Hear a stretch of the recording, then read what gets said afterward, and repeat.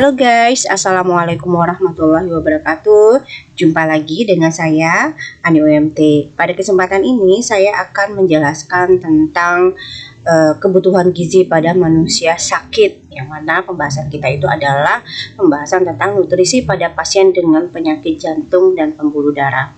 Tapi sebelum itu mohon dukungannya ya teman-teman, supaya video ini lebih berkembang lagi dan bermanfaat juga untuk yang lainnya. Terima kasih atas dukungannya. Baik, untuk pembahasan diet atau nutrisi pada penyakit jantung dan pembuluh darah, ini diawali dengan perubahan fraksi lipid dalam plasma atau dislipidemia. Nah, untuk dislipidemia ini adalah kelainan metabolisme lipid yang ditandai dengan peningkatan atau penurunan fraksi lipid dalam plasma darah.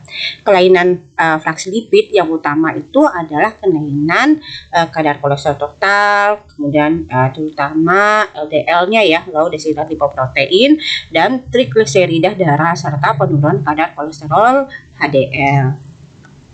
Nah, hal ini ya merupakan faktor predisposisi terjadinya aterosklerosis atau penyakit jantung koroner.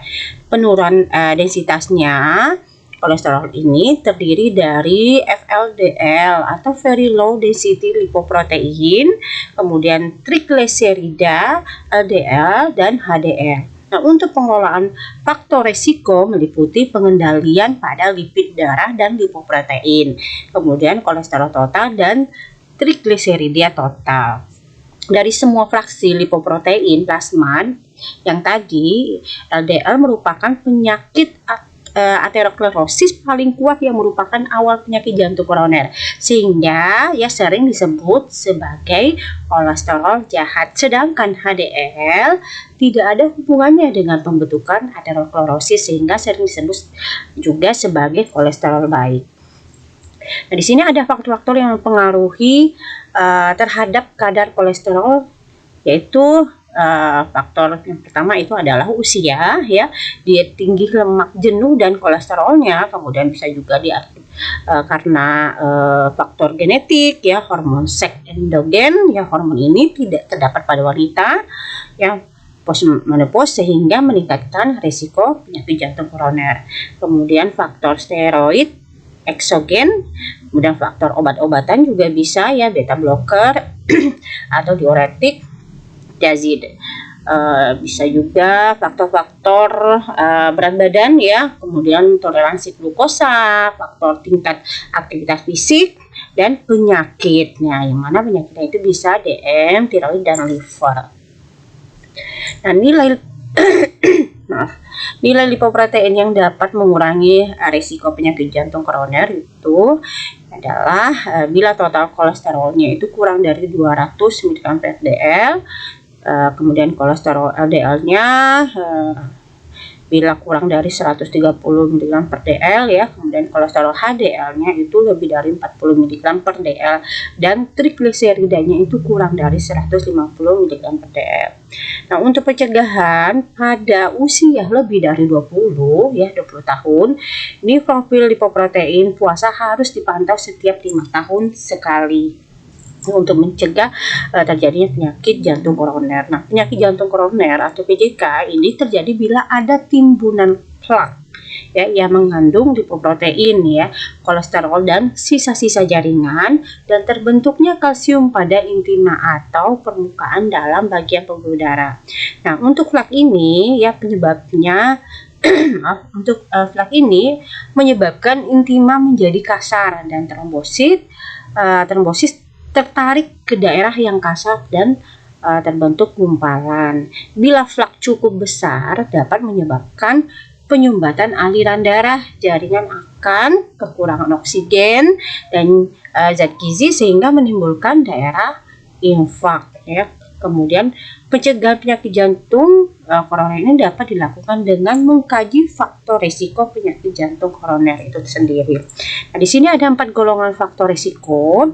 Yang pertama, faktor risiko kategori 1 adalah faktor risiko yang apabila diintervensi telah terbukti menurunkan kejadian penyakit jantung koroner. Ini terdiri dari perokok ya, sigaret, kemudian kolesterol LDL yang tinggi, hipertensi, ya, kelainan faktor trombosit.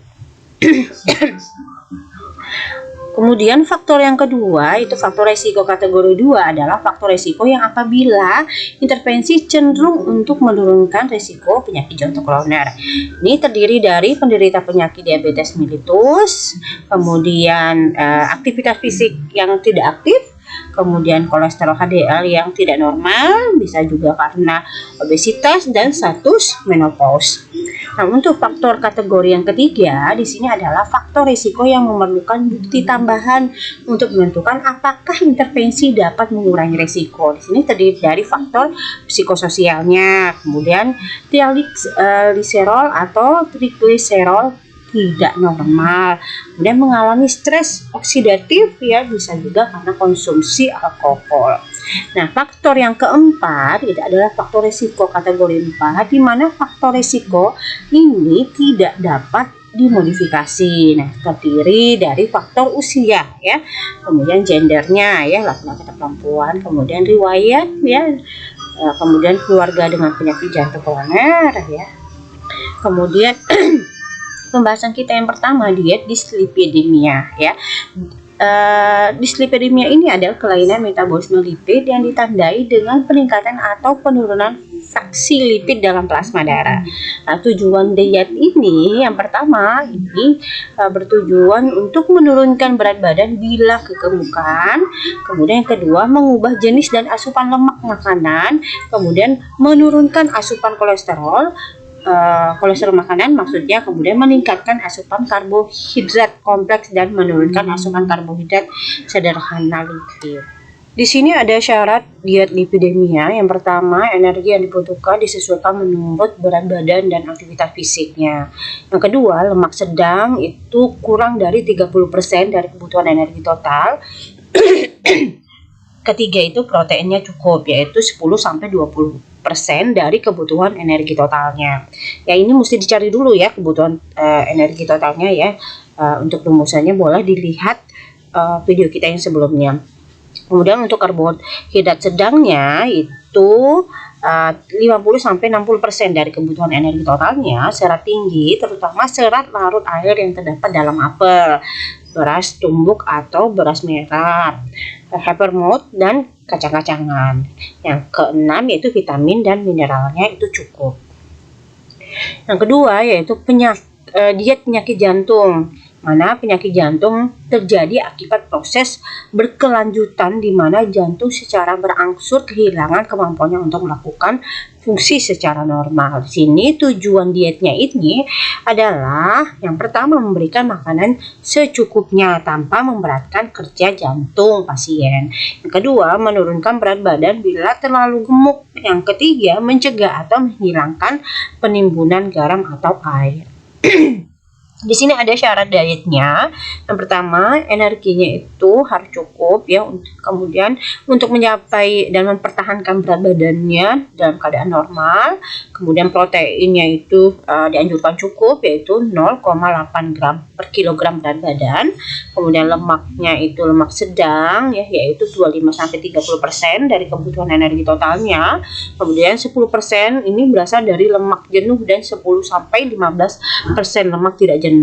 Kemudian kolesterol rendah terutama jika disertai dengan dislipidemia, ya. Kemudian vitamin dan mineral ini dianjurkan untuk cukup. Garamnya ini rendah 2-3 gram per hari jika disertai hipertensi atau edema, ya. Untuk perhitungan kita udah belajar, ya. Silakan teman-teman lihat video kita sebelumnya. Kemudian makanan mudah cerna dan tidak menimbulkan gas. Kemudian serat cukup untuk menghindari konstipasi. Cairannya juga cukup, itu lebih dari 2 liter, ya, per hari sesuai dengan kebutuhan pasiennya. Kemudian bentuk makanan ini disesuaikan dengan keadaan penyakitnya, diberikan dalam porsi kecil, ya. Nah, kalau misalnya penyakitnya butuh makanan saring, ya, lunak dan sebagainya, ya, itu disesuaikan dengan bentuk sajian makanannya dan khusus diet dengan penyakitnya. Kemudian bila kebutuhan gizi tidak dapat dipenuhi melalui makanan, dapat diberikan tambahan berupa makanan enteral, parenteral, atau suplemen gizi ditambahkan. Kemudian yang ketiga adalah penyakit stroke. Nah, untuk stroke atau penyakit peredaran darah otak, ini adalah kerusakan pada bagian otak yang terjadi bila pembuluh darah membawa oksigen dan zat-zat gizi ke bagian otak tersebut atau pecah. Nah, untuk penjelasan lebih lanjut, sebenarnya kita sudah belajar juga untuk penyakit stroke ya teman-teman, untuk saraf di KMB ya, boleh teman-teman dipelajari kembali. Kemudian di sini ada tujuan penyakit diet itu memberikan makanan secukupnya untuk memenuhi kebutuhan gizi pasien dengan memperhatikan keadaan dan komplikasi penyakitnya. Nah, yang kedua itu memperbaiki keadaan stroke ya, seperti disfagia, pneumonia, kelainan ginjal, dan diabetes ya. Kemudian mempertahankan keseimbangan cairan dan elektrolit pada pasien yang mengalami stroke. Sini ada syarat dietnya, energinya itu cukup ya, dianjurkan untuk pasien stroke, yaitu 25-45 kilokalori per kilogram berat badan. Kemudian proteinnya itu cukup, yaitu 0,8-1 gram per kilogram berat badan. Lemaknya cukup, yaitu 20-25% dari kebutuhan energi totalnya ya. Dicari dulu ya kebutuhan energi totalnya, baru dikalikan 20-25%. Kemudian karbohidrat cukup, yaitu 60-70% dari kebutuhan energi total. Kemudian vitaminnya ini cukup, terutama vitamin A ya teman-teman, riboflavin, kemudian asam folat, vitamin C dan E. Kemudian mineralnya cukup ya, terutama yang kalsium, magnesium dan kalsium. Serat cukup untuk membantu menurunkan kadar kolesterol darah dan mencegah konstipasi. Kemudian cairannya itu cukup, yaitu 6-8 gelas per hari. Ini kecuali pada keadaan edema dan ascites, cairan dibatasi ya, nggak boleh terlalu banyak. Kemudian berarti kurang dari 6-8 gelas per hari. Kemudian bentuk makanan ini disesuaikan dengan keadaan pasien ya. Nah, apakah diet menggunakan diet khusus ya, ditambah dengan diet makanan ya, sajian makannya lunak, saring ya, atau cair dan sebagainya. Kemudian makanan diberikan dalam porsi kecil dan sering. Baik, mungkin itu aja yang dapat saya sampaikan ya. Jadi sudah ada pre dan post test, berarti pembahasan kita kali ini sudah selesai ya. Silahkan dikerjakan, buat rangkumannya dengan tulis tangan, dan kerjakan kuisnya ya dengan tulis tangan, kemudian di share di kolom penugasan di kelas Edmodo. Mungkin ini saja yang dapat saya sampaikan teman-teman. Semoga teman-teman dapat menerima dan berguna ya untuk teman-teman semuanya. Terima kasih, lebih dan kurangnya saya mohon maaf ya. Mohon dukungannya kembali, jangan lupa berikan like, subscribe, and share untuk video ini supaya video ini lebih berkembang lagi dan bermanfaat juga untuk yang lainnya. Terima kasih ya teman-teman. Saya Ri, wassalamualaikum warahmatullahi wabarakatuh.